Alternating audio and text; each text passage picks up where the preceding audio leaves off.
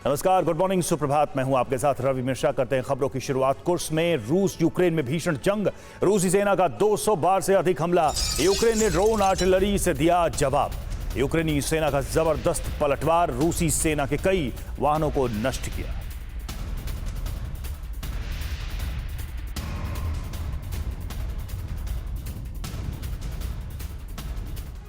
Ukraine ने रूसी शहरों पर हमले शुरू कर दिए हैं। यूक्रेन ने रूस को क्रिसमस का बड़ा जख्म दिया है। रूसी डिफेंस लाइन ध्वस्त करने के साथ साथ कई शहरों पर ड्रोन बरसाए हैं। यूक्रेन के इस हमले के बाद क्रिसमस इवनिंग पर पुतिन को आपात बैठक बुलानी पड़ी।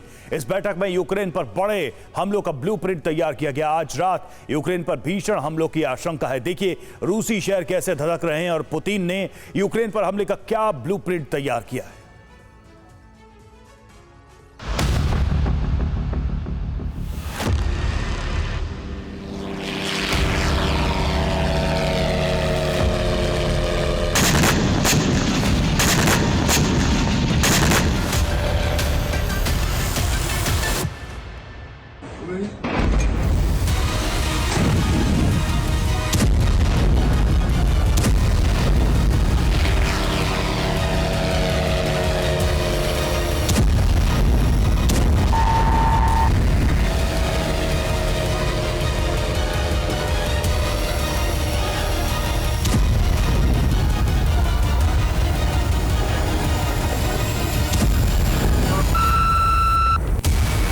ऑर्थोडॉक्स क्रिसमस की पूर्व संध्या पर रूस के राष्ट्रपति मॉस्को में कैंडल जला रहे थे।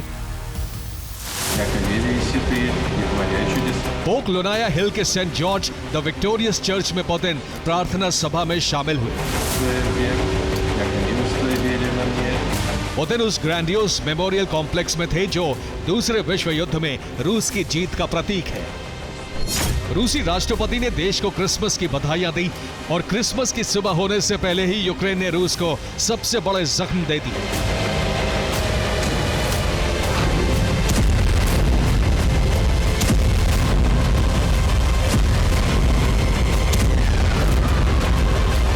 जब पुतिन क्रिसमस की तैयारी कर रहे थे उसी वक्त यूक्रेन ने रूस के सीमाई शहर बेलगोरोद पर ड्रोन हमले शुरू कर दिए।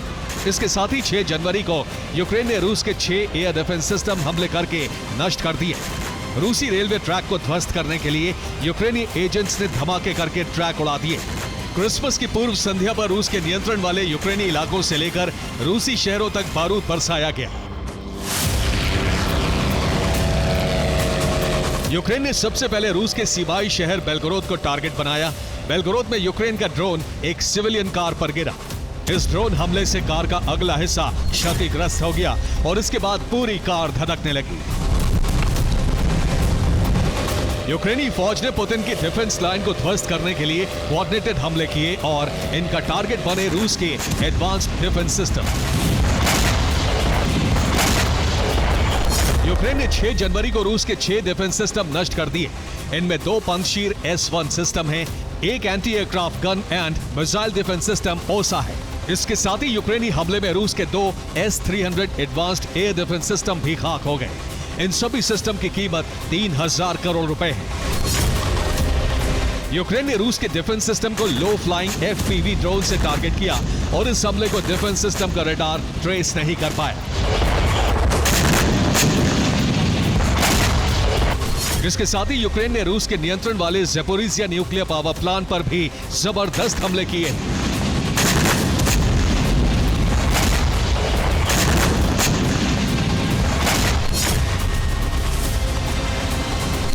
2022 से यह प्लांट रूसी सेना के कब्जे में है और 6 जनवरी को यूक्रेनी ड्रोन फोर्सेस ने इस प्लांट पर ड्रोन हमले किए।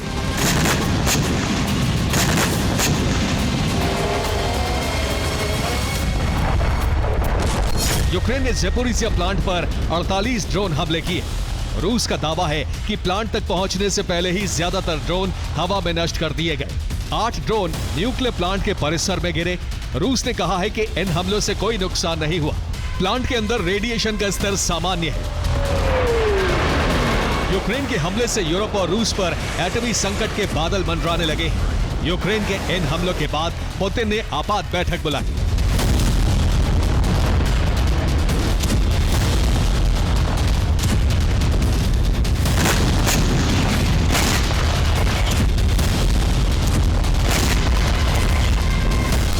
बैठक में पुतिन ने यूक्रेन के हमलों का ब्यौरा लिया। इसी बैठक में यूक्रेन के प्रतिशोध का ब्लूप्रिंट भी तैयार किया गया। पुतिन ने ऑपरेशन की जिम्मेदारी सेना प्रमुख वैलेरी गेरासिमोव और रूसी राष्ट्रीय सुरक्षा परिषद के सचिव सर्गेई शोइगु को दी है।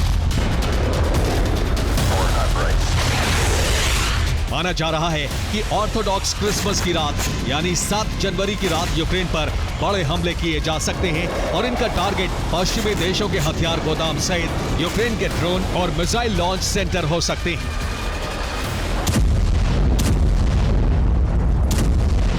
और यूक्रेन पर हमलों की तैयारी के लिए रूस ने बड़े पैमाने पर एटमी बॉम्बर तैनात किए हैं। पूर्वी रूस के एयरबेस से बॉम्बर बुलाए गए हैं। इन सब बॉम्बर्स को आर्कटिक के करीब एंगल्स एयरबेस पर तैनात किया गया है। रिपोर्ट है कि 55 से ज्यादा रूसी बॉम्बर्स ऑपरेशन के लिए तैयार हैं। आज रात यूक्रेन पर बड़े हमले की आशंका जताई जा रही है। बॉम्बर्स के हाइपरसोनिक मिसाइलों से भी हमले किए जा सकते हैं। दूसरी तरफ रूसी नेवी के जहाज भूमध्य सागर से वापस बुलाए गए हैं। क्रीमिया के काला सागर नेवल पोर्ट पर बड़ी तैनाती कर दी गई है। यहां रूस की सबमरीन भी तैनात की गई है। नेवी और एयरफोर्स मिलकर यूक्रेन पर हमले की तैयारी कर चुके हैं। रूसी नेवी क्रूज मिसाइलों से हमले शुरू कर सकती है। ये सभी तैनाती आज रात बड़े ऑपरेशन के संकेत माने जा रहे हैं।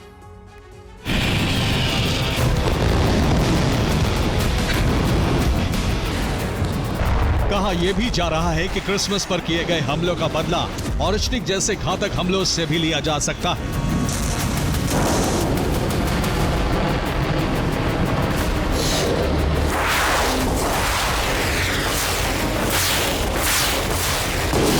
रूस मिसाइल और ड्रोन हमले तभी कर रहा है जब उसके शहरों पर यूक्रेन के ड्रोन या मिसाइल हमले होते हैं।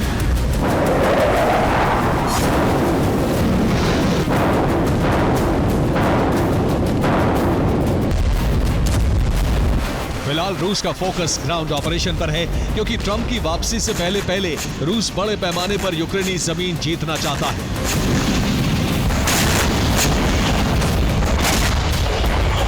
5 जनवरी को ही रूस ने डोनेट्स्क के कोराखोव पर कब्जा कर लिया।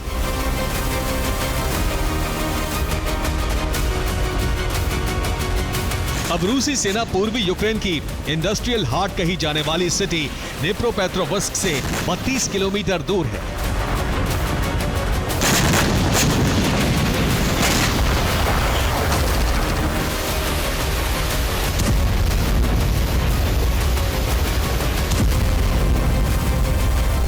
रूसी सेना पोक्रोवस्क की ओर बढ़ रही है। पोक्रोवस्क के लोग घर खाली करके जा रहे हैं। पोक्रोवस्क की आबादी 60,000 थी, लेकिन अब वहां केवल 11,000 लोग ही बचे हैं। इसके साथ ही नीप्रो इंडस्ट्रियल एरिया पर भी खतरा मंडराने लगा है। नीप्रो में यूक्रेन के मिलिट्री इंडस्ट्रियल कॉम्प्लेक्स हैं। इनमें सबसे बड़ा पावलोग्राद केमिकल प्लांट है, जो सेना के लिए विस्फोटक बनाता है। इसके साथ ही युजमाश प्लांट है, जो सेना के लिए रॉकेट टेक्नोलॉजी पर काम करता है।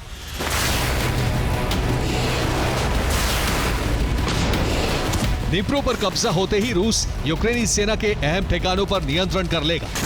6 जनवरी को रूस ने यूक्रेन की फ्रंट लाइन पर भीषण हमले किए।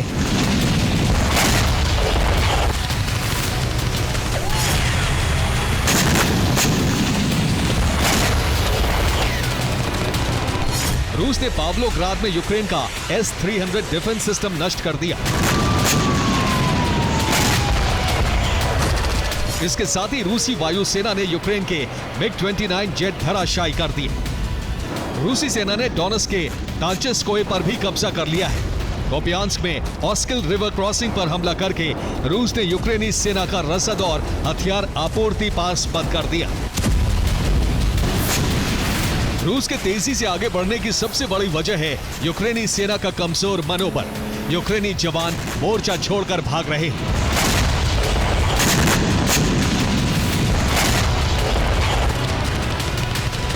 फ्रांस से ट्रेनिंग लेकर लौटे 1700 यूक्रेनी पोक्रोवस्क मोर्चा छोड़कर भाग गए। इसके साथ ही फ्रांस में ट्रेनिंग के लिए भेजे गए करीब 2000 जवान ट्रेनिंग सेंटर से ही भाग निकले।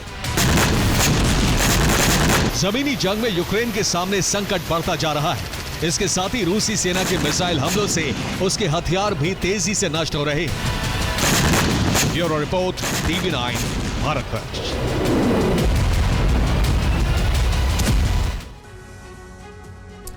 और वहीं कुर्स्क में यूक्रेनी शिमेरा यूनिट का हमला, 4 रूसी सैन्य वाहन ड्रोन हमले में नष्ट हो गए। 7 दिन में रूस के 27 सैन्य वाहन ध्वस्त हो गए।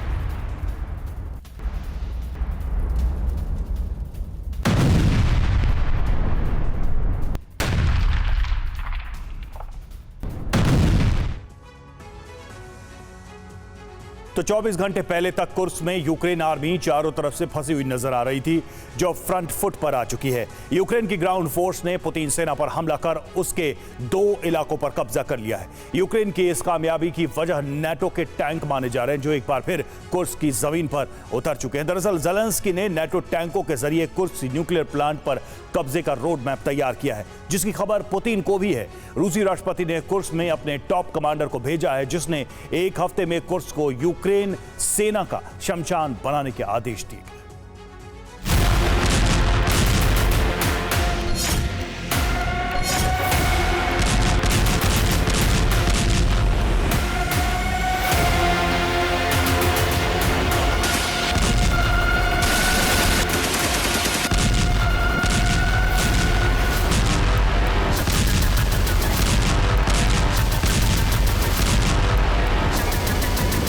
ज़ेलेंस्की ने कुर्स्क के रण में अमेरिकी अटैकम्स मिसाइलों से हमले किए।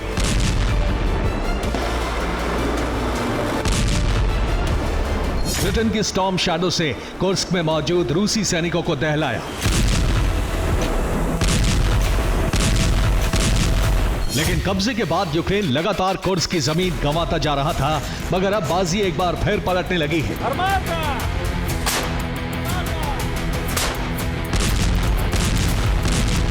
बीते 24 घंटे में यूक्रेन ने कुर्स्क में मौजूद रूसी सेना के खिलाफ 3 अलग अलग जगहों पर ऑपरेशन शुरू कर दिए हैं।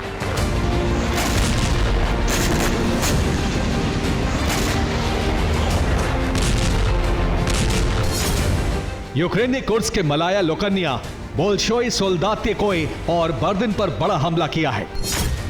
हमले के बाद यहां मौजूद 2 गांवों पर कब्जा कर लिया है। दावा है कि यूक्रेन ने हमले में रूस की 3 बटालियन खत्म कर दी, वहीं 16 टैंक तबाह कर दिए हैं।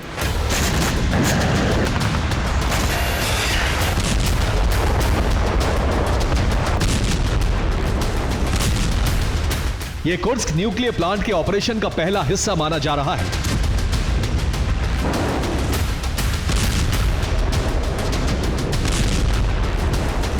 दरअसल ज़ेलेंस्की ने कुर्स्क न्यूक्लियर प्लांट पर कब्जे की आखिरी जंग शुरू कर दी है और ये उसी की पहली किश्त है।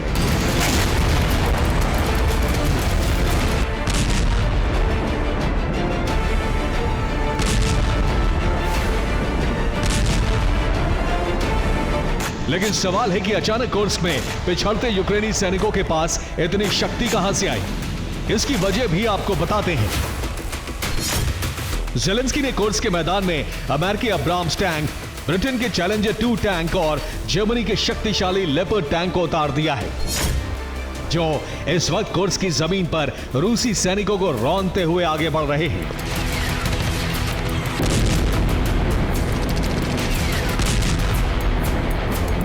यह कुर्स्क में आगे बढ़ता यूक्रेन का टैंक काफिला है, जिसने 48 घंटे पहले ही कुर्स्क की जंग में एंट्री ली है। दावा है कि इसमें अब्राम्स और चैलेंजर 2 जैसे टैंक शामिल हैं।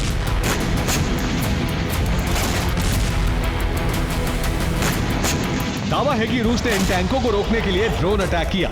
इस वीडियो में देखा जा सकता है एक ड्रोन टैंक से टकराता है, जिसके बाद टैंक तबाह हो जाता है। दावा है कि रूसी हमले में यूक्रेन के 2 चैलेंजर टैंक तबाह हो गए, लेकिन बाकी का पूरा काफिला अपने लक्ष्य तक पहुंच चुका है। दरअसल सुमी बॉर्डर से कुर्स्क जाने वाली जिस सप्लाई लाइन को रूस ने 3 महीने पहले बंद कर दिया था, रविवार की सुबह 9 बजे यूक्रेनी टैंकों ने इसे ध्वस्त कर दिया, जिसके बाद यूक्रेन के टैंकों का काफिला कुर्स्क में घुस गया।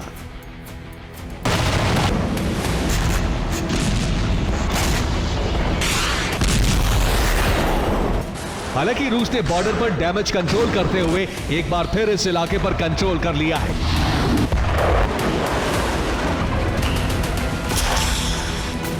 लेकिन वो कुर्स्क न्यूक्लियर प्लांट पर कब्जे के प्लान को शुरू होने से नहीं रोक पाया।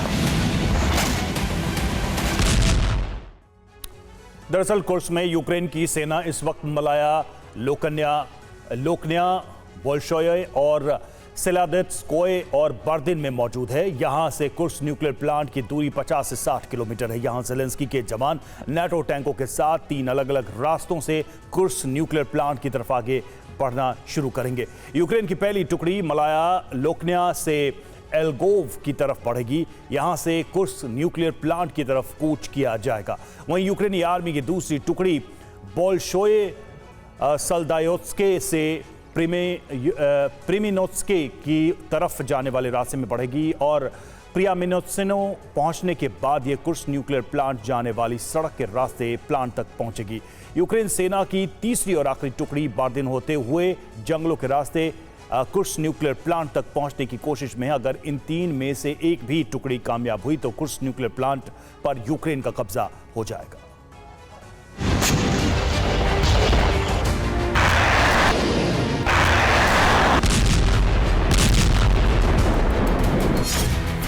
पुतिन भी ज़ेलेंस्की के इस प्लान से वाकिफ हैं। उन्होंने ज़ेलेंस्की के षड्यंत्र को ध्वस्त करने के लिए अपने टॉप जनरल और देश के उप रक्षा मंत्री यूनुसबेक येवकोरोव को कुर्स्क भेज दिया है। यूनुस येवकोरोव ने कुर्स्क में मौजूद रूसी कमांडर्स के साथ बैठक की।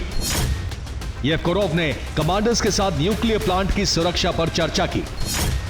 उन्होंने यूक्रेनी कब्जे वाले इलाके से कुर्स्क न्यूक्लियर प्लांट तक के इलाके को खाली करवाने का आदेश दिया है ताकि रूस इस पूरे इलाके को कब्रिस्तान बना सके।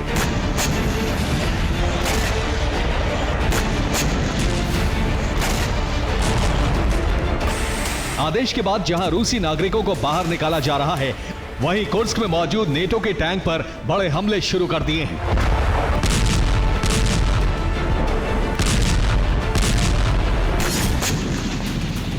कुर्स्क में मौजूद ये यूक्रेन का चैलेंजर टैंक है जिस पर रूस ने ड्रोन से बम गिराया, जिसके बाद यूक्रेनी सैनिक टैंक छोड़कर भागते नजर आए। ये वीडियो भी कुर्स्क का है जहां रूस ने यूक्रेनी टैंक को तबाह कर दिया। रूस ने सुज्जा में मौजूद यूक्रेनी सैन्य बेस पर मिसाइल से हमला किया, जिसके बाद जबरदस्त धमाका देखा गया। रूस ने कुर्स्क में Ka-52 हेलीकॉप्टर से हमले शुरू कर दिए हैं। ये हमले आगे बढ़ते यूक्रेनी काफिलों पर किए जा रहे हैं।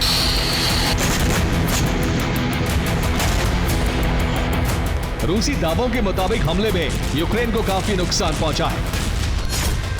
बीते 24 घंटे में कुर्स्क में यूक्रेन के 485 सैनिक मारे जा चुके हैं। 10 टैंक, 7 इन्फेंट्री व्हीकल और 14 बख्तरबंद वाहन रूस ने जलाकर खाक कर दिए।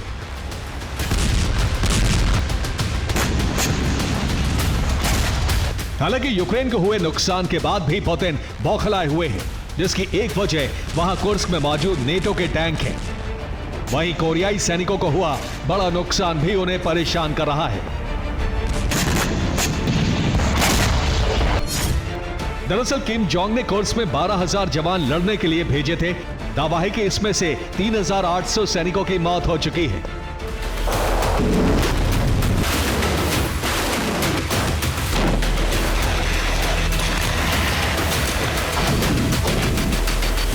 अब दावा है कि किम जोंग कुर्स्क में 40,000 जवान भेजने वाले हैं।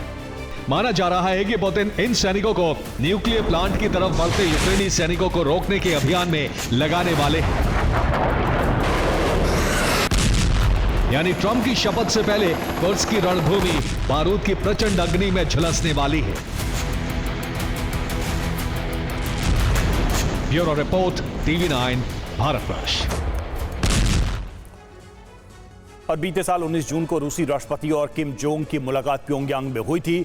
अब इसी प्योंगयांग से किम ने हाइपरसोनिक मिसाइल का परीक्षण किया है। उत्तर कोरिया का दावा है कि ये टेस्ट पूरी तरह से सफल रहा। अमेरिका का दावा है कि किम को हाइपरसोनिक शक्ति रूस से मिली है।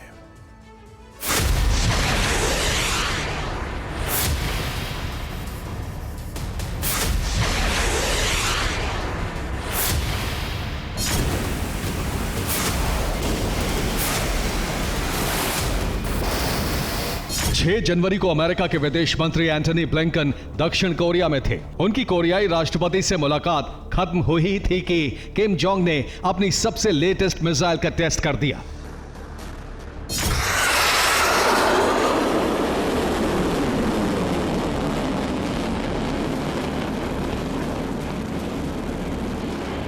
ये किम जोंग की घातक हाइपरसोनिक बैलिस्टिक मिसाइल है जिसे प्योंगयांग से दागा गया।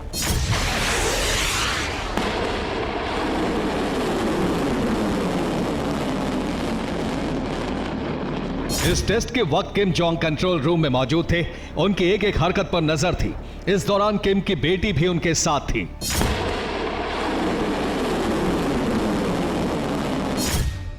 किम जोंग ने हाइपरसोनिक मिसाइल का टेस्ट 6 जनवरी को दोपहर 12:01 पर किया।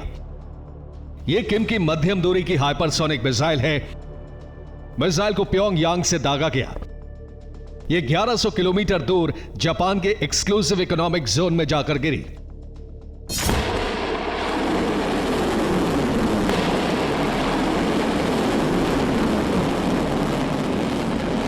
उत्तर कोरियाई मीडिया रिपोर्ट्स की माने तो यह टेस्ट पूरी तरह सफल रहा। मिसाइल निश्चित दूरी और निर्धारित टारगेट पर जाकर गिरी।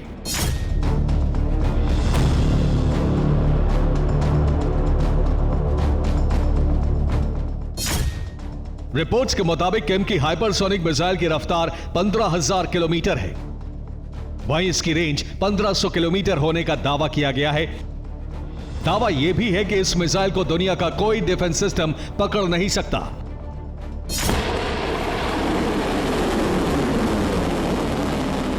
साल 2025 में किम जोंग का यह पहला मिसाइल टेस्ट है।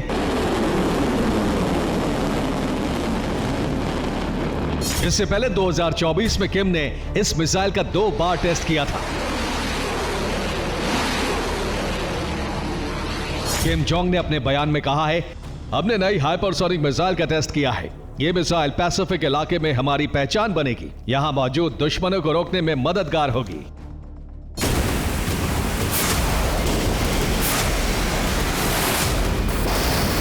किम जोंग के इस बयान ने दक्षिण कोरिया और जापान से लेकर वॉशिंगटन तक हड़कंप मचा दिया है। इस मिसाइल को अमेरिका के लिए बड़ी चुनौती माना जा रहा है। दरअसल किम जोंग ने इस टेस्ट का दिन और वक्त वो चुना जब अमेरिकी विदेश मंत्री दक्षिण कोरिया में मौजूद थे और उनकी मीटिंग खत्म ही हुई थी। दावा है कि किम जोंग ने इस मिसाइल टेस्ट के जरिए अमेरिका को मैसेज देने की कोशिश की है कि वो अमेरिका से रत्ती भर भी नहीं डरते।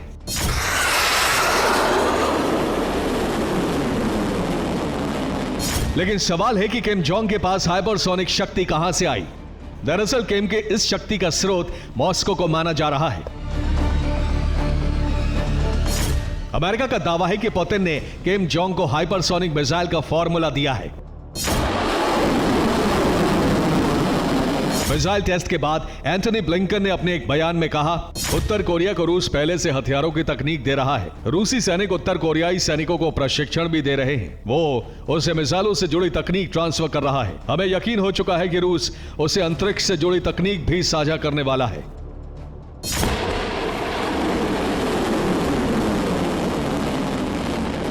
दरअसल बीते साल 19 जून को रूसी राष्ट्रपति व्लादिमीर पुतिन उत्तर कोरिया में किम जोंग उन से मिलने पहुंचे थे। माना जा रहा है कि इसी दौरान दोनों के बीच हाइपरसोनिक शक्ति ट्रांसफर को लेकर डील हुई और अब यह विनाशक हथियार किम के पास है।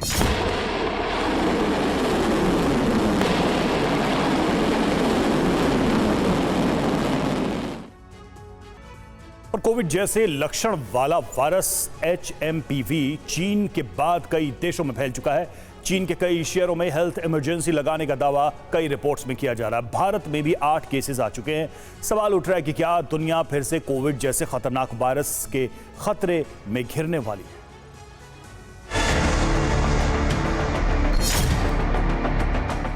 HMP वायरस का खतरा बढ़ता जा रहा है और इसके लिए भी चीन को जिम्मेदार माना जा रहा है, क्योंकि चीन में HMP वायरस के मामले लगातार बढ़ रहे हैं और चीन इसकी जानकारी दुनिया से छुपाता रहा।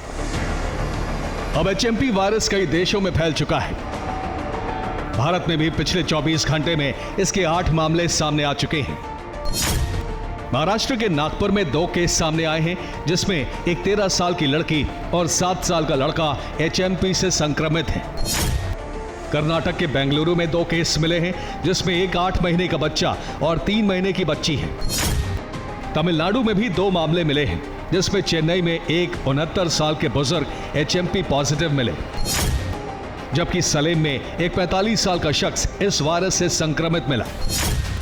कोलकाता में 5 महीने के बच्चे में एचएमपी के लक्षण मिले, जबकि अहमदाबाद में 2 महीने का बच्चा भी एचएमपी से संक्रमित है। सिर्फ भारत ही नहीं बल्कि कई देशों में एचएमपी तेजी से फैल रहा है। चीन के अस्पतालों में भीड़ बढ़ती जा रही है। हालांकि चीन का कहना है मरीजों में दूसरे फ्लू के संक्रमित भी हैं। चीन के झिचियांग के हेल्थ सेंटर में एक दिन में ही इतने बुखार के रोगी पहुंच गए जितने पिछले 7 दिन में आए थे। चीन में सबसे ज्यादा मामले हैं, लेकिन चीन अभी तक इसकी जानकारी नहीं बता रहा है, जबकि वुहान में स्कूल कॉलेज बंद कर दिए गए हैं। कहा जा रहा है चीन में अचानक से एचएमपी के मामलों की संख्या पिछले 10 दिनों में 529 गुना तेजी से बढ़ी है, जबकि मलेशिया में पिछले साल 327 मामले सामने आ चुके हैं, जो साल 2023 की तुलना में 45% ज्यादा है। कजाकिस्तान में 8,360 लोगों ने टेस्ट कराया, जिसमें से 30 लोग संक्रमित पाए गए। वॉर जोन से ब्रेकिंग, ज़ैपोरिज़िया में यूक्रेन का पलटवार, रूसी सेना का हथियार गोदाम भस्म किया, हाइमार्स और ड्रोन से यूक्रेन का हमला।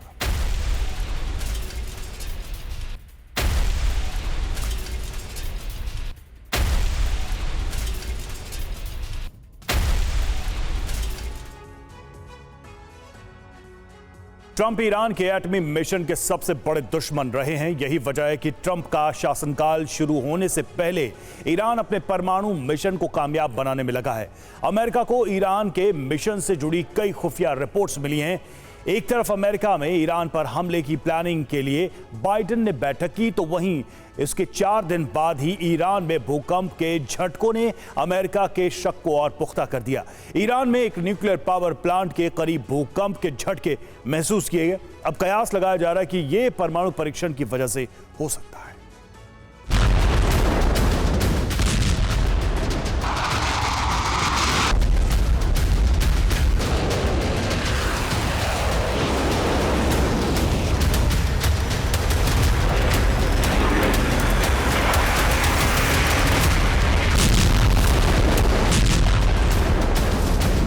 दुश्मन की जमीन पर इतनी ही आग, इतना ही बड़ा धमाका और इतनी ही तबाही चाहते हैं खमने।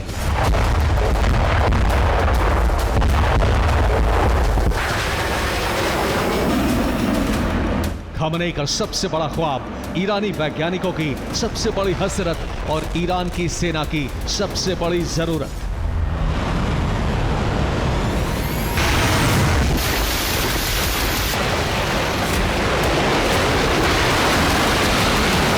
वर्षों से ऐसे ही धमाका करने की ताकत जुटाने में लगा हुआ है ईरान।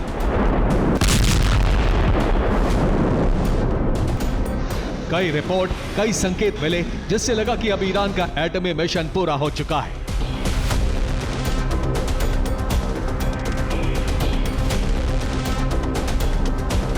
कई बार अंदेशा जताया गया कि ईरान के पहाड़ों के नीचे मौजूद न्यूक्लियर ठिकानों में एटम बम तैयार हो चुका है।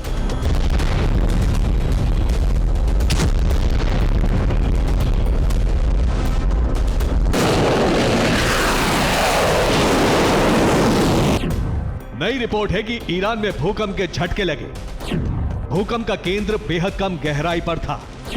परमाणु धमाकों जैसे 3 बार झटके। खास बात है कि इस बार भी भूकंप उसी इलाके में आया है जहां ईरान का परमाणु केंद्र है।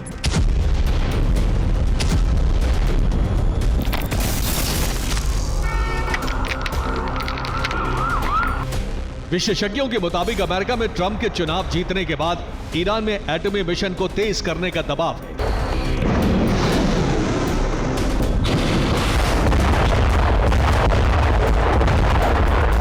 कोशिश है कि ट्रंप काल की शुरुआत से पहले ईरान खुद को एटमी पावर बना ले।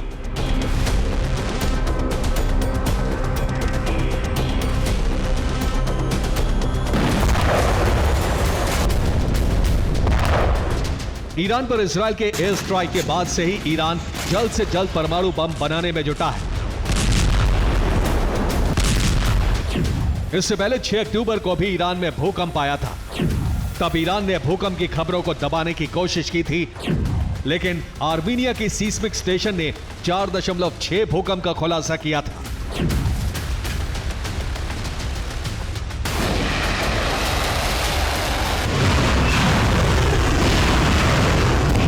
भूकंप की वेव का पैटर्न भूकंप से ज्यादा किसी परमाणु विस्फोट से ज्यादा मेल खा रहा था, इसलिए तब भी ईरान में अंडरग्राउंड परमाणु टेस्ट का शक जताया गया था।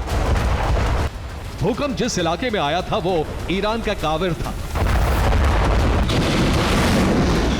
इसी रेगिस्तान में ईरान का अरादान न्यूक्लियर सेंटर है। स्टडी के बाद पाया गया कि काविर रेगिस्तान में कुछ ऐसा हुआ है जो भूकंप तो बिल्कुल नहीं है, बल्कि किसी परमाणु विस्फोट से मेल खाता है।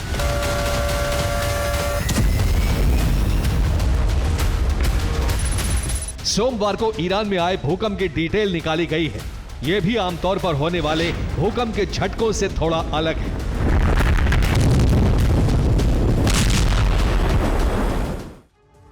और ईरान में भूकंप के झटके आए। भूकंप का केंद्र दक्षिणी ईरान में था। वहां रिक्टर पैमाने पर 5.5 तीव्रता का भूकंप दर्ज किया गया। जहां भूकंप आया उस जगह का नाम फिरोजाबाद है। और खास बात यह है कि बुशहर के न्यूक्लियर पावर प्लांट से फिरोजाबाद की दूरी 200 किलोमीटर से भी कम है।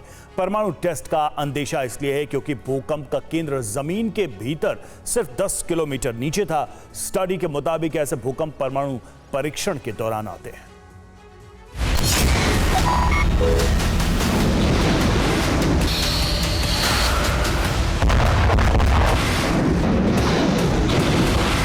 ईरान जो कर रहा है बेहद सीक्रेट तरीके से कर रहा है, लेकिन ईरान पर इजरायली खुफिया एजेंसियों के साथ ही अमेरिका की भी नजर है। इसलिए ईरान की हर हरकत का खुलासा हो रहा है और ईरान पर अमेरिका हमले की भी योजना बना रहा है।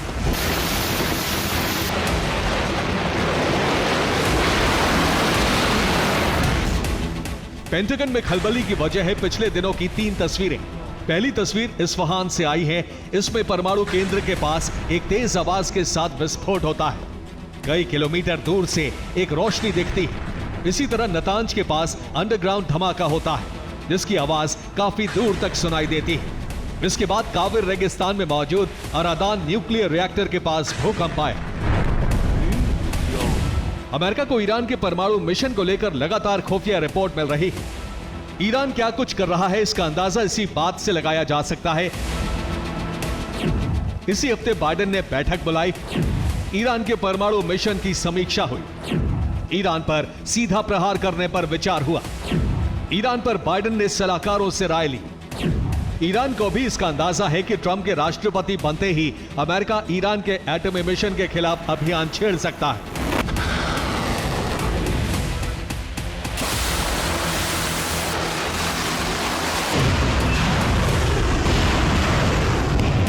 यही वजह है कि ईरान लगातार युद्धाभ्यास कर रहा है।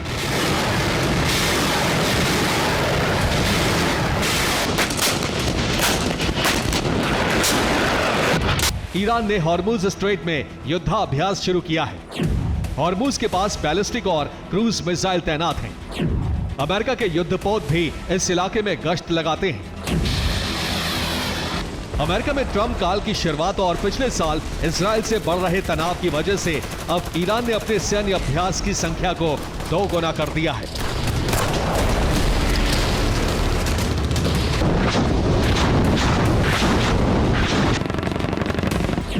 ईरान जल थल नभ में युद्धाभ्यास की शुरुआत कर चुका है।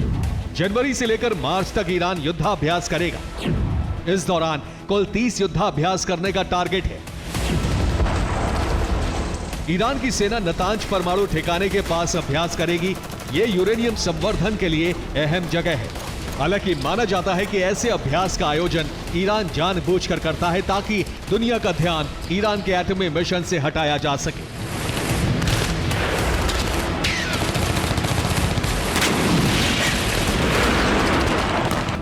हालांकि कहा यह भी जा रहा है कि अमेरिका खुद ईरान के खिलाफ दुनिया में माहौल तैयार कर रहा है ताकि ईरान का एटमी मिशन खत्म किया जा सके। माना जा रहा है कि ट्रंप की अगुवाई में इजराइल को ईरान पर हमले के लिए तैयार किया जा रहा है। ये दावे इसलिए हैं क्योंकि इजराइल को हथियारों की नई खेप भेजी जा रही है। Bureau report, TV9 Bharatvarsh.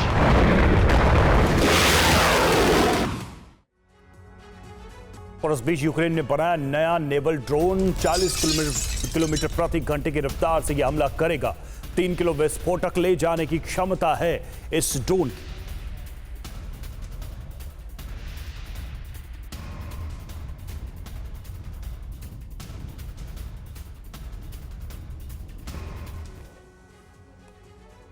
तो नेटो देश यूक्रेन को लगातार हथियार सप्लाई कर रहे हैं। पुतिन बदला लेने की तैयारी कर चुके हैं, जिससे नेटो को बैकफुट पर धकेलकर यूक्रेन का संहार किया जा सके।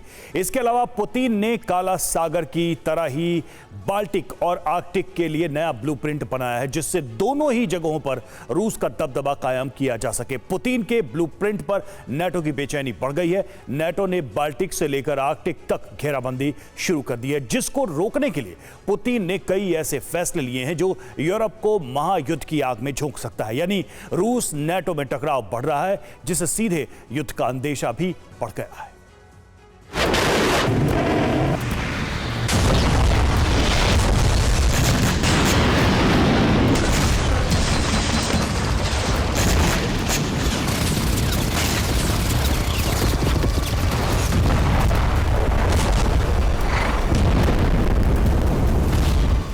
रूस यूक्रेन युद्ध का अगला चरण शुरू हो चुका है। साल की शुरुआत में ही संकेत मिलने लगे हैं कि यह युद्ध पूरे यूरोप में विनाश का कारण बन सकता है।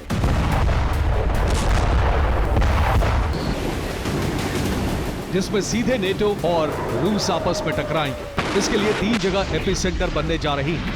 पहला एपिसेंटर काला सागर, जहां नेटो से रूस टकरा रहा है। हालांकि यूक्रेन को बैकडोर से मदद करके नेटो रूस को खाक में मिलाने का मंसूबा पाले हुए है। जबकि दूसरा एपिसेंटर है बाल्टिक सागर, जहां नेटो अपना दबदबा बढ़ाने के लिए बाल्टिक सागर से लगे देशों को हथियार पहुंचा रहा है, बल्कि वहां बेस बनाकर रूस को चुनौती दे रहा है। तीसरा एपिसेंटर आर्कटिक बनने जा रहा है। नेटो को खतरा है कि आर्कटिक में मौजूद रूसी बेस से हमला हो सकता है, इसलिए नेटो में वॉरशिप और सबमरीन तैनात की है। जबकि इसके जवाब में पुतिन ने बाल्टिक से लेकर आर्कटिक तक विजय अभियान की शुरुआत कर दी है, क्योंकि ब्लैक सी में पहले ही रूस ने घेराबंदी करके काला सागर रूट पर कब्जा किया हुआ है।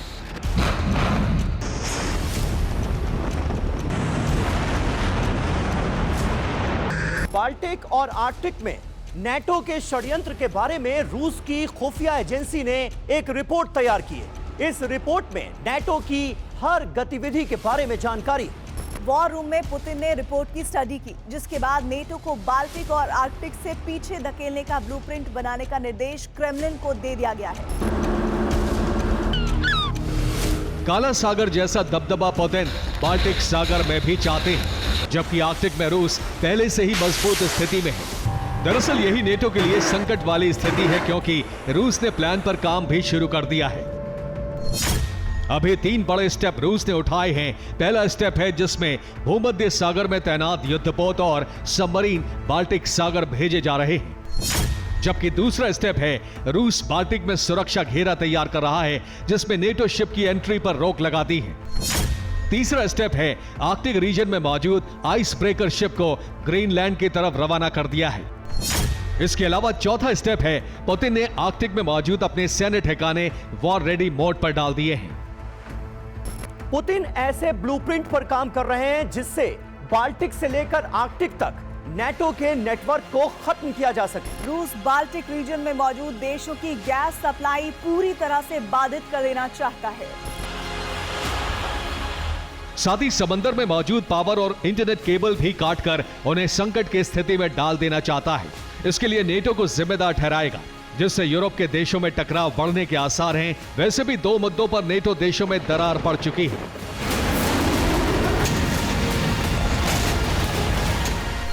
इसमें पहला मुद्दा है यूक्रेन को हथियार सप्लाई, जिसमें नेटो देश आपस में बंटे हुए हैं। दूसरा मुद्दा है यूरोपीय देशों को गैस सप्लाई का संकट। इसे लेकर भी यूरोप के देश बंट चुके हैं, क्योंकि कई देशों को लग रहा है कि अगर यूक्रेन को पुतिन जीत लेते हैं तो वो आगे दूसरे देशों पर हमला करेंगे। इसलिए यूक्रेन को उलझाए रखने के लिए उसे हथियार सप्लाई जरूरी है। जबकि ट्रंप के रुख के बाद नेटो में टकराव सामने आया है। डोनाल्ड ट्रंप यूक्रेन को बारूद सप्लाई रोक सकते हैं, जिससे अर्थव्यवस्था को मजबूत किया जा सके, जिसमें कई यूरोपीय देश ट्रंप के साथ आ चुके हैं।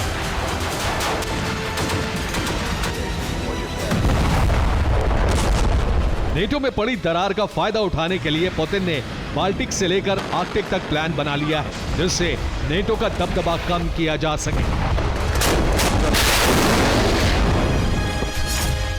रूस ने बाल्टिक सागर पर कब्जे का ब्लूप्रिंट बना लिया है। रूस ने एक रेड लाइन बनाई है जहां तक वो अपना कब्जा करना चाहता है।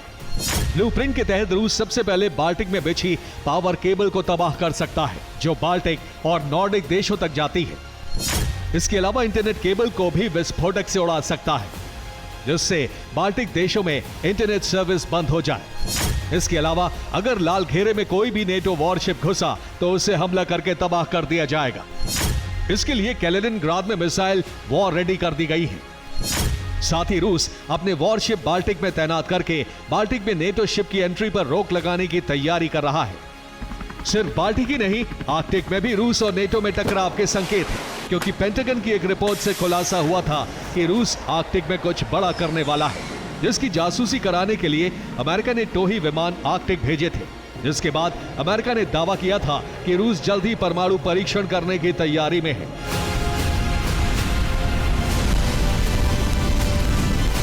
इसके लिए नोवाया ज़ेमेलिया टेस्ट साइट को फिर से एक्टिव किया जा रहा है।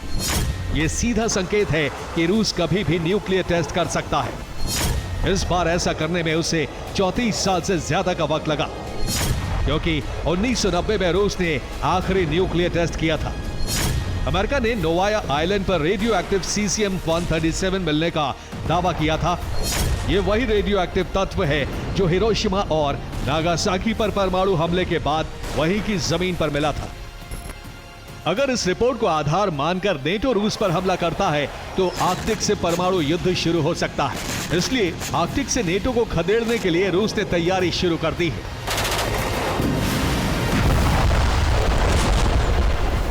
रूस ने आइस ब्रेकर शिप से बर्फ तोड़कर कई मिलिट्री बेस बना लिए हैं। यहां तक कि साइलो में इंटरकॉन्टिनेंटल बैलिस्टिक मिसाइल को अलर्ट मोड पर डाल दिया है।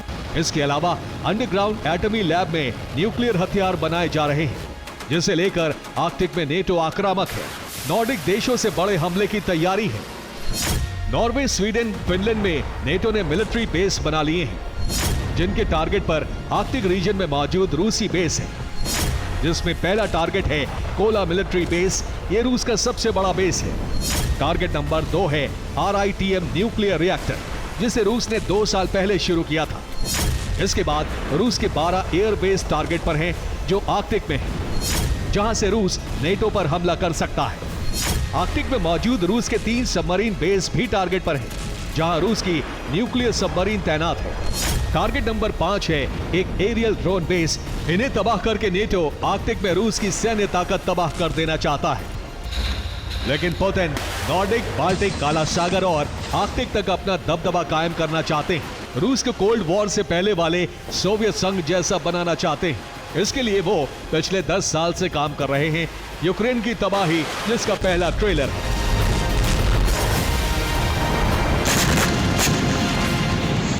जबकि अभी कई यूरोपीय देशों पर हमला पुतिन के ब्लूप्रिंट में शामिल है। जाहिर है ऐसे में नेटो से टकराव होना तय माना जा रहा है। नेटो भी लगातार मिलिट्री बेस पर सैनिकों और फाइटर जेट की संख्या बढ़ाकर रूस की घेराबंदी कर रहा है। जबकि पलटवार के लिए रूस ने बाल्टिक से लेकर आर्कटिक तक अपने एटमी बेस अलर्ट मोड में डालकर धमकी दी है कि वो परमाणु तबाही लाने के लिए तैयार है।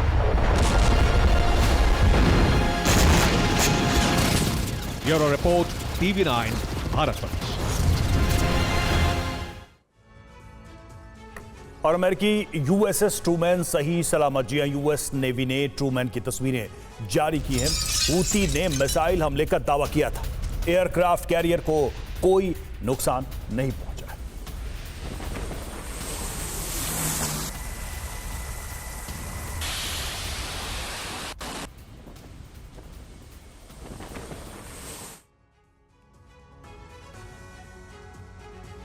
तो हूती ने कुछ दिन पहले ही अमेरिका और इजरायल के खिलाफ बड़े युद्ध का ऐलान किया था।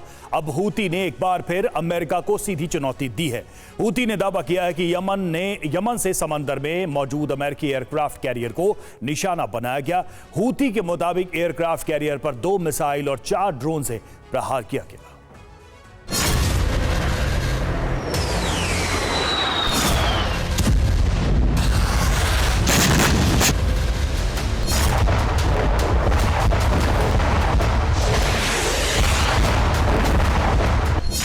यमन से फिर निकली धधकती हुई मिसाइल।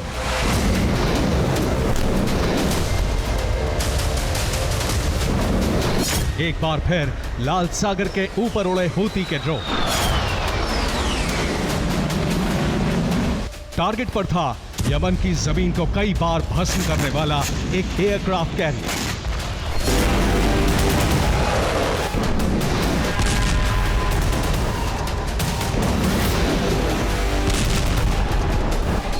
भारी भरकम और बेहद ताकतवर अमेरिकी एयरक्राफ्ट कैरियर को कितना नुकसान हुआ इसकी जानकारी तो नहीं है, लेकिन हूती ने अपने नए हमले के बारे में सीना ठोक कर दुनिया को जानकारी दी है।